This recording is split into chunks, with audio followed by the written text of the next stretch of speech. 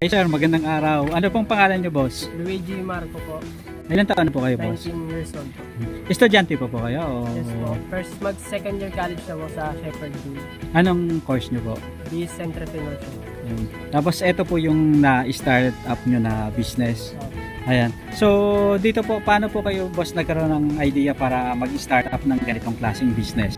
Nag-start po siya sa panonood ko po sa Facebook, Oo. mga Facebook video. Tapos may nakita kong video doon na naggaganto ko siya nagkakarwash kung hinulugan na po ng sinusing ko.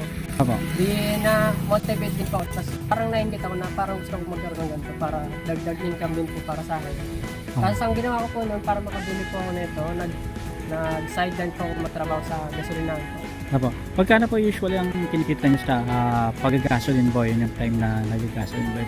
Ang 1 month ko po is 5,000 po. Half day lang po pasok ko doon kasi pagka half day po, paghapon, pasok po sa school. Opo. Isang araw po yun isang month na po yun. Okay. Ayan. So, yung nag-gasoline boy po kayo, boss, part-time lang o full-time? Part-time lang. Tapos, nakailang buwan po kayo na mag-work sa gasoline station? 4 months. Naka 4 months po kayo. Tapos galing doon, nakapag-ipon kayo. Tapos, paano nyo sinimulan to? Paano kayo nagkaroon ng idea? Sapat na ba yung kinita nyo doon para magkaroon kayo ng budget para magsimula ng ganito? Sa pagsisimula, boss, ng ganitong klaseng business, usually magkano yung startup capital? Inipon ko po ng 10K po. Tapos, 10K. ano na po siya, one set na po siya pagkabili ko, 10K po. Kumbaga, eto lahat, set up na. So, ano pong mga parts nito, boss, pwedeng makita? Ano po so, hose, Yung hose.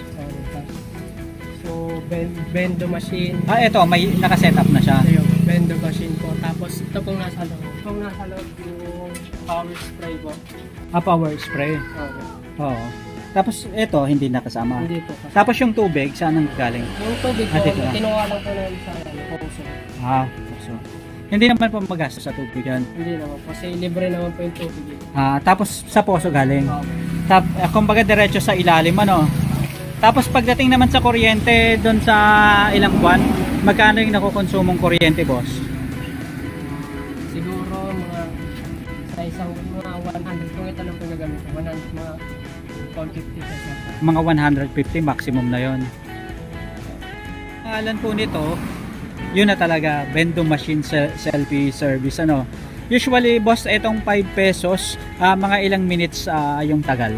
3 minutes. 3 minutes, pwede na. Tapos sila nang bahala kung gusto nilang sabunan o shampoohan. Bali, ang sa inyo, tubig lang talaga at saka sprayer. Tapos, dito boss, usually magkano yung possible na pwedeng kitain kapag ganito? Sa ngayon po sa 1 month po, kumita ako na Yung average lang, para magkaroon ng overview yung audience natin kung magkano. nasa rin po, 4 digit po. 4 digit. So, okay na yun, nakakadagdag na rin sa Na rin po. sa allowance. At least yan, hindi ka full time na nakabantay, ano. Kumbaga, Pwede na siyang iwan-iwan lang po. oo. Tapos kumbaga, basta't available yung tubig, available yung kuryente, so customer na yung bahala. Tsaka maganda dito sa inyo, boss, is along the highway kayo, no? Kabilaan yung pasok ng mga ng mga tao.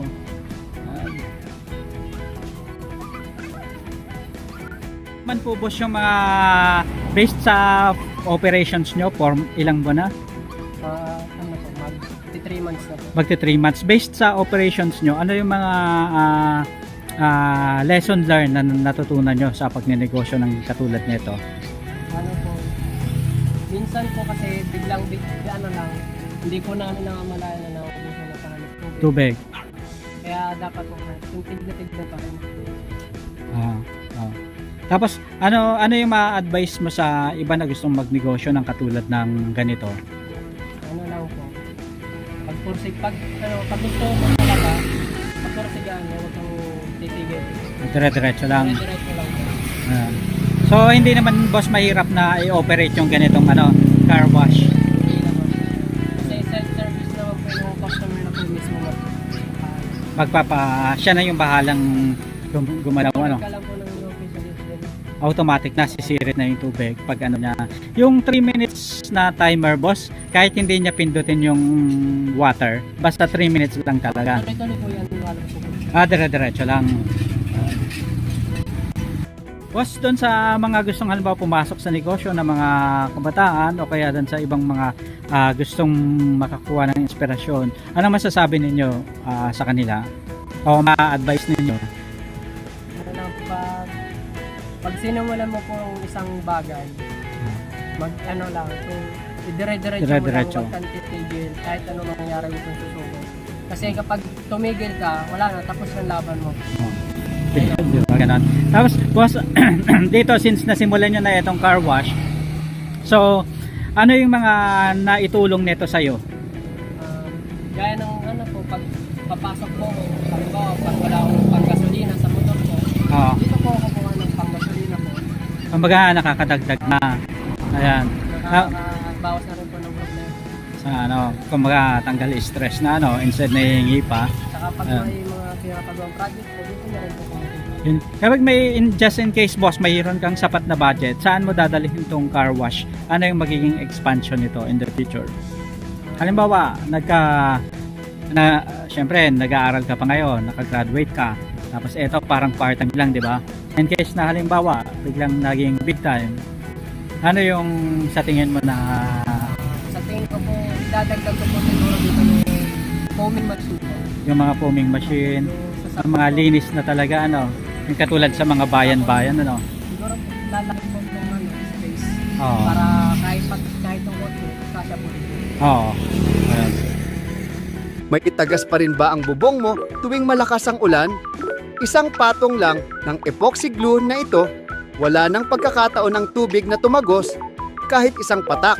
Ito ay transparent waterproof epoxy. Kasya po. Oo. Ayan. So, eto boss, 5 pesos ano? Opo. Ayan, 5 piso. So, ang mangyayari boss is ihuhulog ko lang na ganito. Wala na ako boss ibang pipindutin. So, hinulog ko na ganyan. Ayan, automatic na yun boss. Basta yan, nakaset up sa 3 minutes ano.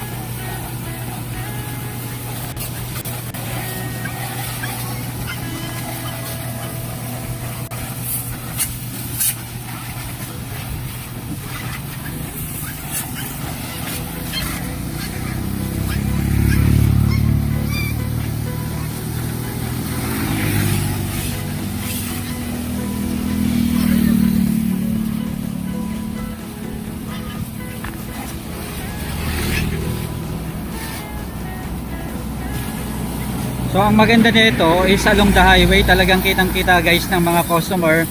Tapos ito, si customer na ang bahala na kung ano yung diskarte niya, basta yung 3 minutes nakaset na yon. So yun kasi yung approximate time para matapos yung paglilinis. Ayan, dito guys nagpa-demo lang tayo dun sa mismong may-ari nito. Pero dun sa mga ano, sila na talaga yung gagawa guys. Ayan.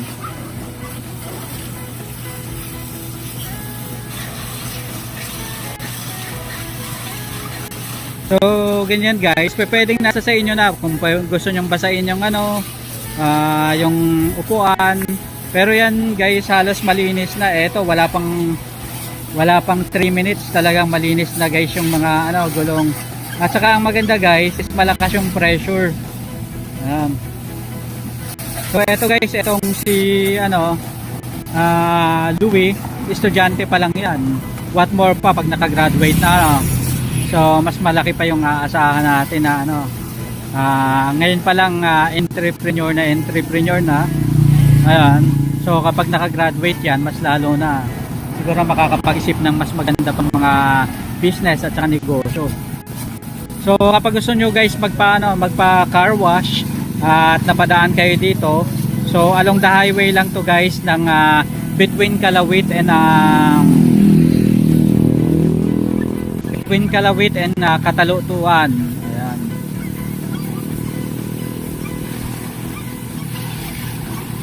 Pero eto, nakita nyo naman guys, halos linis na talaga yung motor. Ayan.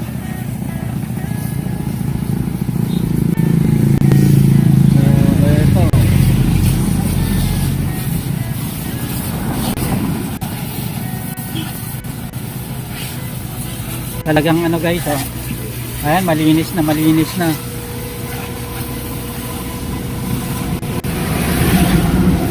So eto guys, malapit na rin yung 3 minutes. Ayan, katulad yan. So eto guys, linis na linis na. Ang ano lang dito guys, kapag magsi-self car wash kayo, magdala kayo guys ng ano, ng sarili nyong basahan. Ayan.